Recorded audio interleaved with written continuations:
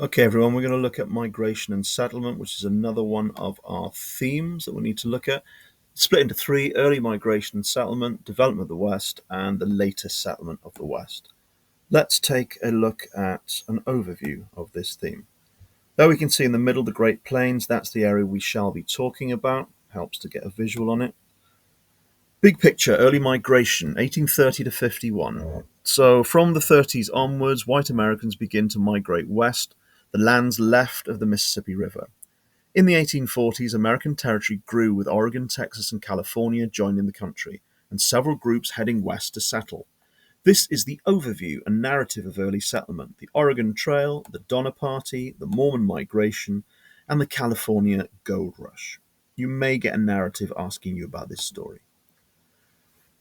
Oregon Trail kick-started migration west in the 30s. The 3,200 kilometers trail was the first safe route west. It could be used by families and their wagons to cross the Great Plains and Rockies.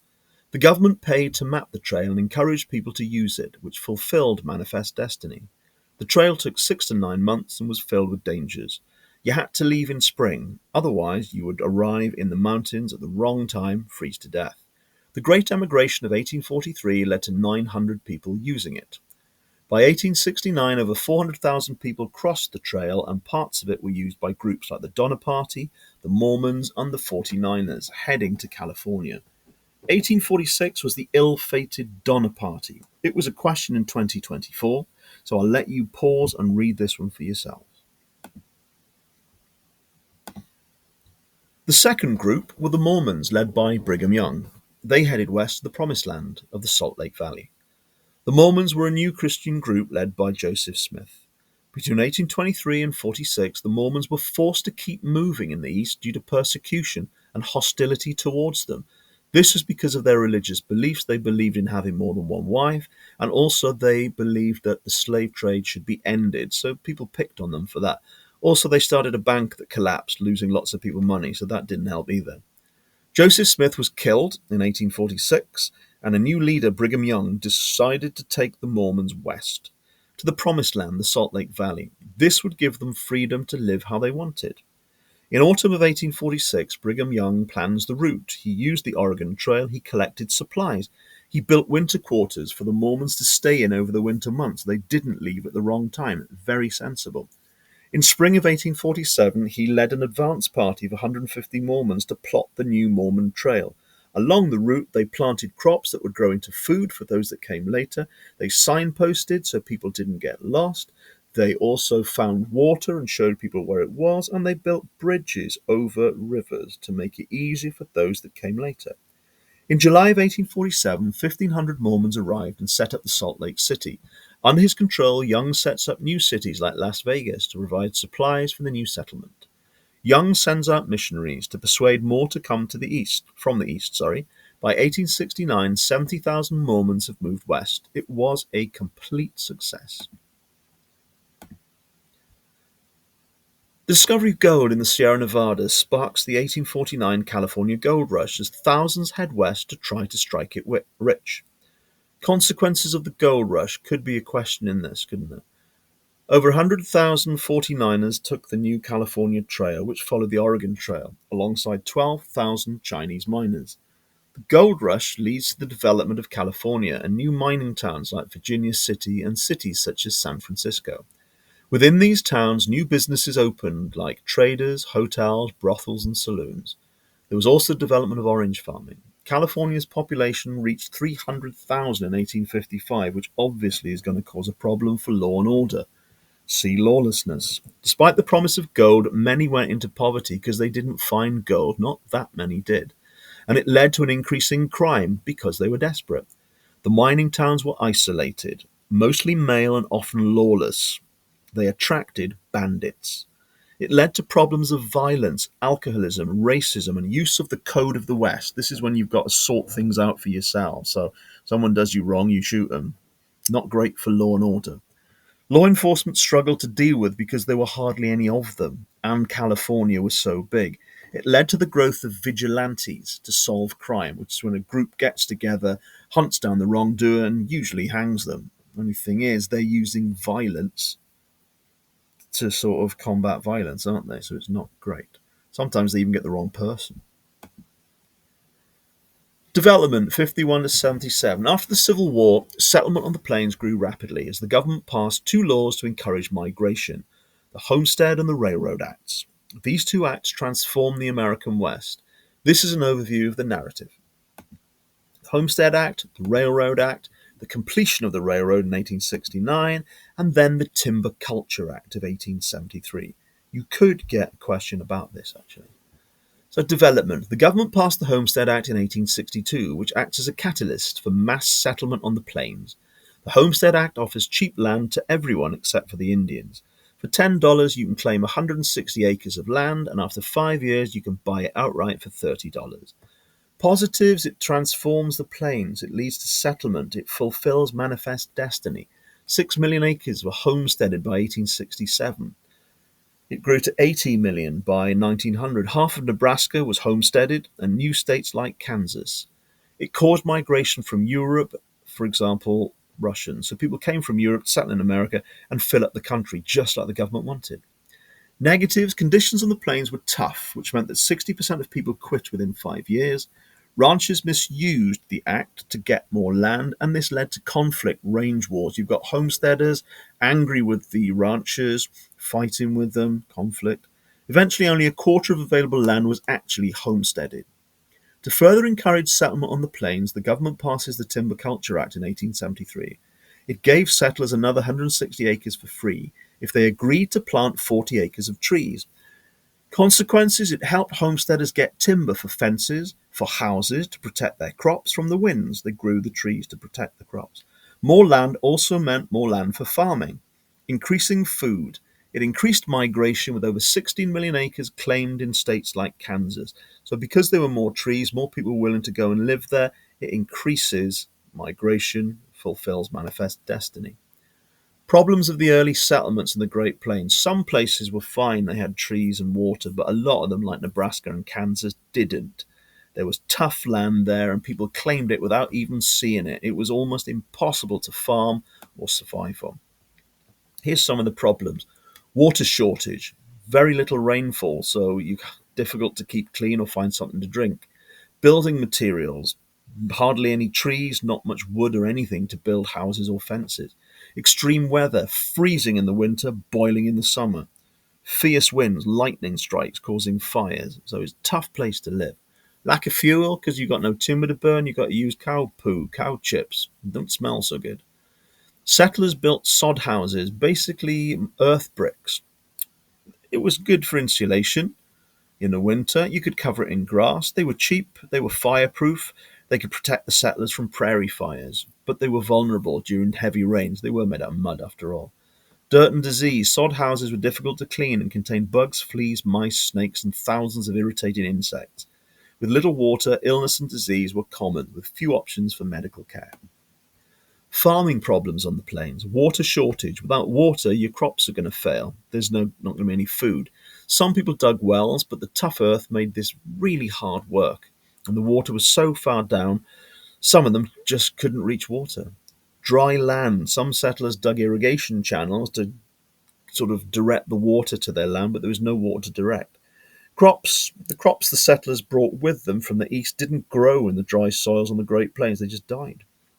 Timber, no way to build fences to protect your crops and your livestock from the weather or from migrating buffalo herds. No fences often led to arguments over land ownership too. Natural hazards, prairie fires started in the summer, plagues of grasshoppers damaged the crops. The soil was dry, full of thick grass roots. Ploughing it was difficult. The ploughs often broke, so you couldn't plant your food. As a result, many early settlers went home. Their expectations of a new life in the West was too difficult. A lack of food and water led to poor health, disease, and starvation. Early settlers had to pay huge amounts of money to import timber. This made settling in the West expensive. Changes in farming. So firstly, dry farming. This was a method introduced by a bloke called Hardy Webster Campbell. And the idea was you plough the land as soon as it rains. It traps moisture in. It means that the plants can grow better. Because they've got water in the soil, their roots can grow longer as they search for more water. Dry farming worked really well with a crop called Turkey Red, which could survive with very little water. It did excellently, so people had lots of food to eat. With more wheat, more food could be made from flour and grain. Because there was surplus food, you could sell it for a profit. It allowed farmers to run their own businesses. Dry farming turned the dry Great Plains into a fabulous wheat-producing region. This in turn attracted more families and businesses to the American West. It increased white settlement. Steel wind pumps. The steel wind pumps of the 1850s were pretty good, but the blades weren't that strong. They were made stronger and better in the 1880s. Result: steel tower structures and mechanisms were stronger. They could generate more power. With more power, the wind pumps could pump water from as deep as 100 meters, solving the water problem. Steel did not need to be repaired as often, only needed to be oiled once a year.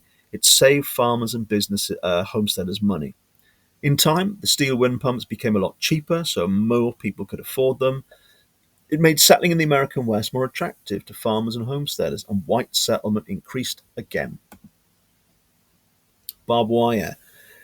To begin with, barbed wire, it kind of rusted, it was quite expensive, it could hurt the animals, but they learned how to coat it so it didn't rust and it could protect the animals. They made it stronger and they made it cheaper. That means that ranchers and homesteaders could now afford it. They could fence off their land and stop cattle rustling. They could also protect their crops from all the things we talked about earlier. Railroads began using it to fence off their tracks, which of course affected the migration of the buffalo. They can't get across the tracks because of the barbed wire, so they can't migrate, they can't get around, which means the Native Americans are not going to be able to move around and hunt them anymore. It leads to further settlement in the West, white settlement that is, and it affects the Native Indians' way of life. Mechanization. America underwent an industrial revolution, which meant that there were lots of inventors coming up with ideas to make money and help farmers. Mechanized plows, tractors basically, could reach deep into the ground and break up tough roots. Seed drills could automatically plant seeds exactly at the right depth. New flour mills meant flour from Turkey Red could be milled quickly and easily for a lot of profit. All these developments made farming faster and more productive. Homesteaders began farming wider areas and started their own businesses. More farmers settled on the plains. Business links were made between farmers in the West and manufacturers in the East, a healthy business relationship where both made money. Transcontinental Railroad, the most transformative event in the West, it had a huge impact on the country. In 1862, the Pacific Railroad Act created the first transcontinental railroad across America, a 2,000-kilometer track from east to west. The government loaned the companies money to complete the railroad and gave them land either side of the tracks to sell, like homesteads, to encourage settlement. Consequences of the Transcontinental Railroad? The railroad meant cheap and quick travel. Over 400,000 used it. The railroad companies offered settlement packages, travel, hotel, and land. This was used by 60,000 German migrants. Eventually, 200 million acres were settled around the railroad. It was more than the Homestead Act did. It fulfilled Manifest Destiny, and it led to new cities like Dodge City. So cities, settlements, towns grow up around the railroad. Lots of people will come and live there because they know they're not isolated anymore. They can get anywhere they want to on the railroad. Also, if they buy something, they can arrive on the railroad, and if they want to sell something, they can use the railroad. Loads more people go and live on the Great Plains because of the railroad. It means that they're never going to be cut off again. The government don't really care that people are buying land from the railroad instead of them, just as long as the place has been populated. More people wanted the land from the railroad because it was near the railroad. Homestead land was off in the middle of nowhere. Homesteading. The railroad allowed homesteaders to trade crops and goods. It meant they had a less isolated life and allowed them to purchase machinery to help. The railroad made wider consequences. For example, it helped the growth of the cattle industry, like Abilene, where McCoy set up a cow town because it had a railroad there to get the cows to the cities. It helped law and order because it means the army or marshals and sheriffs can get to trouble spots quicker. It had a huge impact on Indian territory. It reduced it. Their nomadic lifestyle, they can't travel around anymore. And the buffalo, many were killed. The final settlement. In the late 80s, we saw more settlement on Indian territory after the passing of the Dawes Act in 1887. The Dawes Act is a homestead act for Indians. It splits up any remaining Indian lands and says you can claim it as a family, 160 acres each. So they're splitting up the tribes. They don't live as tribes anymore. You've got to claim it as a family. Any unclaimed land would be sold to white settlers. Loads of Indians were cheated out of their land. Half of the land that was supposed to be theirs was lost. Other people didn't even claim it in the first place because they didn't want it. They didn't want to farm it or build houses on it. It led to the Oklahoma Rush, the final migration. In 1889, the government opens the border in Oklahoma for white settlers to rush and claim 2 million acres of Cherokee land, freed up by the Dawes Act. Between 1889 and 95, there were 7 further land rushes claiming 10 million acres of Indian land, like the Cherokee land strip. It led to the development of Oklahoma, whose population reached 60,000, all land that was taken away from the Native Americans by the Dawes Act. Manifest destiny was achieved by 1890. The whites had achieved it. The government closed the Indian frontier, which split white and Indian territory. Almost all of America was now settled on by whites. They had control of the West. Some possible questions for you to have a little pause and look at, but there will be more examples underneath this with the links. Please take a look at them. Thank you very much. See you soon.